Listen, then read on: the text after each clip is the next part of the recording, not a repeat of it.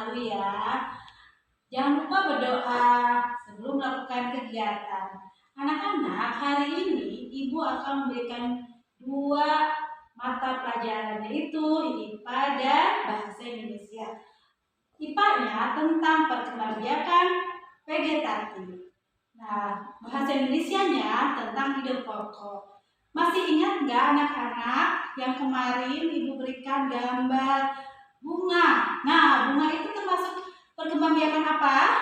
Iya, perkembangbiakan generatif. Apa sih perkembangbiakan generatif? Yaitu perkembangbiakan yang melalui proses perkawinan. Masih ingat tidak? Perkembangbiakan pada bunga itu alatnya apa aja? Ya, alatnya yaitu ada putik dan benang sari. Sekarang kita akan belajar tentang perkembangbiakan vegetatif. Lihat ya.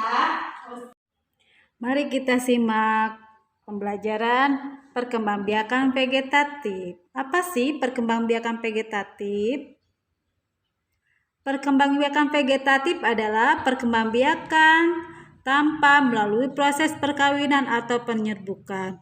Individu baru atau anak biasanya berasal dari satu induk saja, sehingga individu baru merupakan bagian dari tumbuhan induknya. Dan sifat individu baru sama persis dengan induknya. Perkembangbiakan vegetatif ada yang alami dan ada yang buatan. Vegetatif alami yaitu vegetatif tanpa bantuan manusia. Sedangkan vegetatif buatan yaitu perkembangbiakan dengan bantuan manusia. Contoh perkembangbiakan vegetatif alami. Apa ini anak-anak? Iya, ini adalah gambar bambu. Bambu ini termasuk perkembangbiakan tunas, yaitu tumbuhnya batang yang terdapat di dalam tanah. Biasanya contoh dari tunas yaitu bambu, pisang, dan tebu. Yang kedua adalah gambar dari apa ini? Ini adalah cocor bebek. Cocor bebek termasuk perkembangbiakan alami secara tunas adventif, yaitu tunas yang tumbuh pada daun ataupun pada akar. Nah, contohnya ada yang tunas dari daun, contohnya cocor bebek, ada yang tunas dari akar, contohnya cemara dan sukun. Ini gambar apa anak-anak? Iya, ini adalah tumbuhan paku-pakuan. Nah, paku-pakuan ini berkembang biak dengan cara spora. Apa itu spora? Spora adalah bagian bawah daunnya terdapat titik-titik berwarna coklat. Dan jika spora jatuh ke tanah akan tumbuh tanaman baru. Contoh yang biasa dengan spora yaitu paku, pohon paku, paku-pakuan, jamur, dan suplir. Ini adalah contoh dari perkembangbiakan vegetatif secara stolon. Stolon itu adalah biasa disebut dengan geragi. Geragi adalah batang yang tumbuh merapat di atas tanah. Contohnya stroberi, arbe, rumput teki, dan pegagan. Selanjutnya yaitu perkembangbiakan secara umbi akar, umbi-umbian. Pertama umbi akar contohnya nih. Umbi akar itu adalah akar yang membesar berisi cadangan makanan. Contohnya wortel, singkong, dan lobak. Dan untuk umbi berikutnya, umbi apa ini? Iya, ini adalah umbi batang. Yaitu batang yang tumbuh di dalam tanah dan ujungnya melembung menjadi umbi. Contohnya kentang dan ubi. Dan selanjutnya adalah umbi lapis. Ya, ini gambar dari bawang anak-anak. Bawang adalah termasuk umbi lapis, yaitu pelepah daunnya yang berlapis-lapis. Contohnya bawang merah, bawang putih, bombay, dan bunga bakung.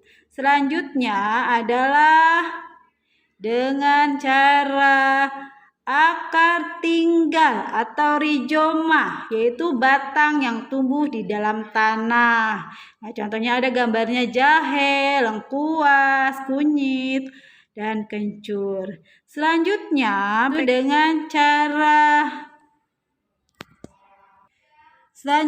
adalah dengan cara vegetatif buatan. Di sini ada gambar cara mencangkok pohon.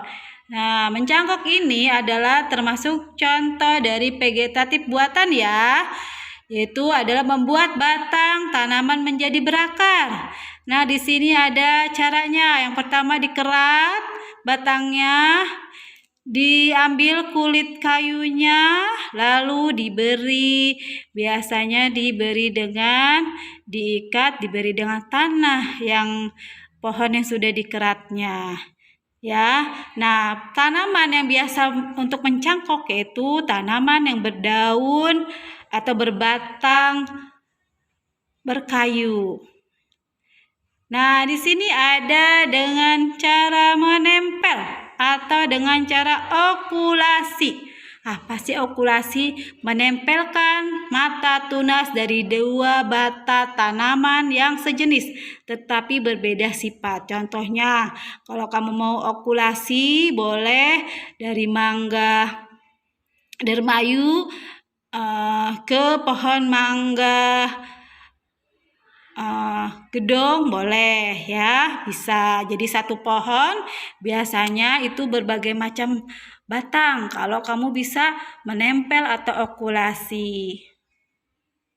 Selanjutnya yaitu dengan cara apa ini? Pohon apa? Iya, ini adalah pohon singkong. Pohon singkong biasa dibuat dengan cara stek, adalah memperbanyak tumbuhan dengan menancapkan potongan bagian tumbuhan, bisa batang, daun, akar, dan yang ada di tanah. Nah, di sini ada lagi dengan cara apa ini anak-anak? Iya, ini adalah dengan cara merunduk, adalah memperbanyak tumbuhan dengan cara menundukkan batang atau cabang ke tanah sehingga tumbuh akar.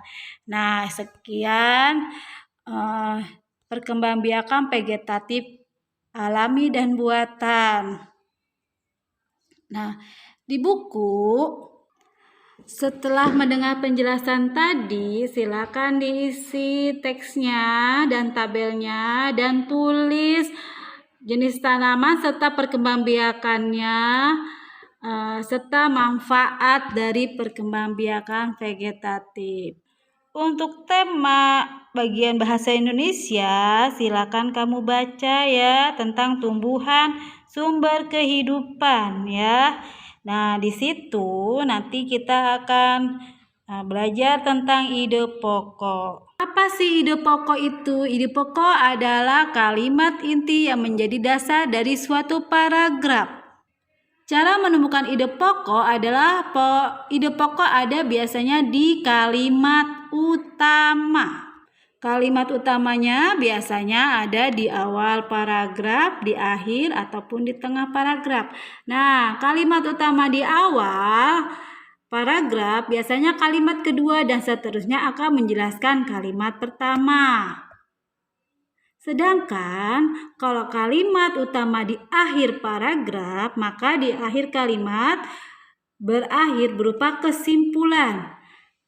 Nah, kesimpulan itu biasanya ditandai tandanya ada kata jadi, sehingga, dan oleh karena itu. Silakan anak-anak tulis ide pokoknya, bacaan yang di atas itu dibuat. Kalau seandainya tidak bisa, tolong minta bantuan dari orang tua ya. Selamat mengerjakan. Wassalamualaikum warahmatullahi wabarakatuh. Tetap semangat walaupun belajar di rumah.